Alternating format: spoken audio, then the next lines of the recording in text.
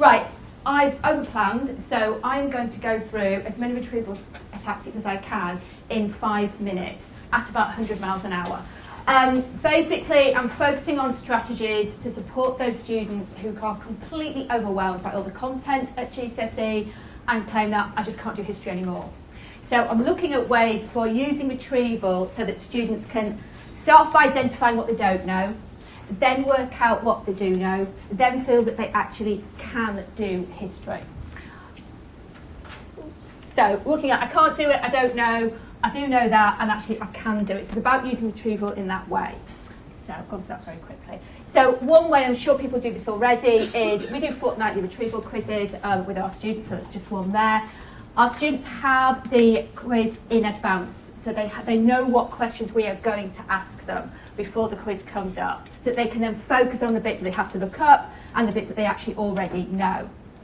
If they are really struggling with a topic, then they can actually request to have the answers in advance. Now, for some students who become disengaged because their content is too much and beyond them, I know they feel this is cheating, which it is, but actually you want them to prepare for the quiz. You actually want them to go away and learn something. So this does help to engage them.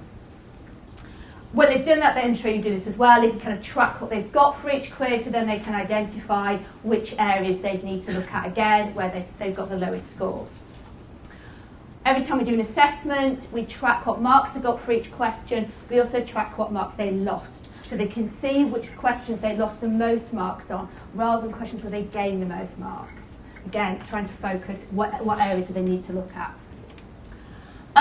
Then, if we do, obviously, multiple choice questions can be really powerful. We give students questions, and we get them to come up with the multiple choice options for others in the group. 4 plausible answers, one of which is correct, hopefully, they know which is the correct answer. And if they outfox their opponent, they get the point. If the opponent gets it right, then the opponent gets the point. But it's a good way for you to identify misconceptions. Hyperinflation, the Great Depression, the two things that they always get confused. So you can work out from this what they don't know and where they're getting confused. Talking about it sometimes for those students who are disengaged and don't have confidence is a way of getting them to kind of realise that they actually do know something. So this is just a board game with different topics on. It's for the whole unit that we do AQA, which is missed the bottom bit off. And they have little timers.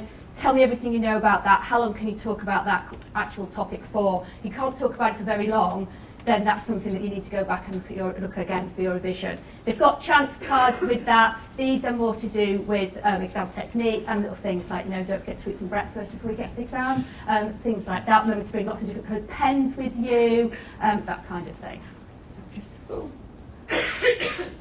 Medicine Snap is quite a quick game you can play as well. I've got cards, but I didn't bring those because there's too much to get through in 5 minutes.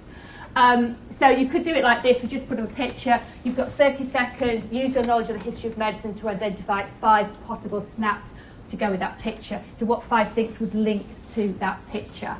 Because I'm sure Tara was going to get us to do it, but I'm not going to. So I'm just going to put up some possible examples. I've come with 4.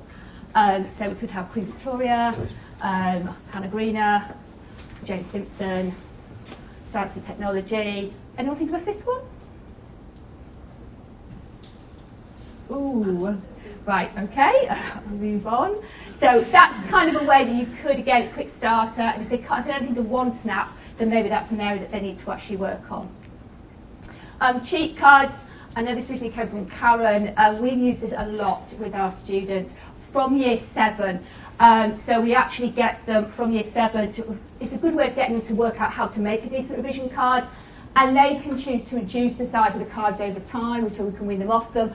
Or if it's an area they don't feel very confident about, they can have a bigger revision card. If they feel confident, they can cut it in half and take half a card. So we use different sizes. I think I've got quite a lot of time, I'll do it really quick. Okay.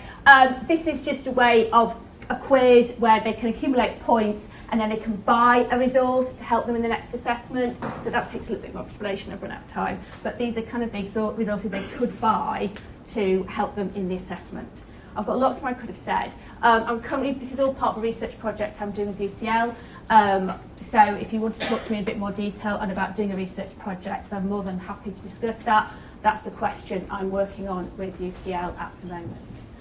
So hopefully I managed to get that all in. I'm sorry it's a bit rushed. It'll all be on the drive, or please talk to me afterwards if you want to ask me any more questions.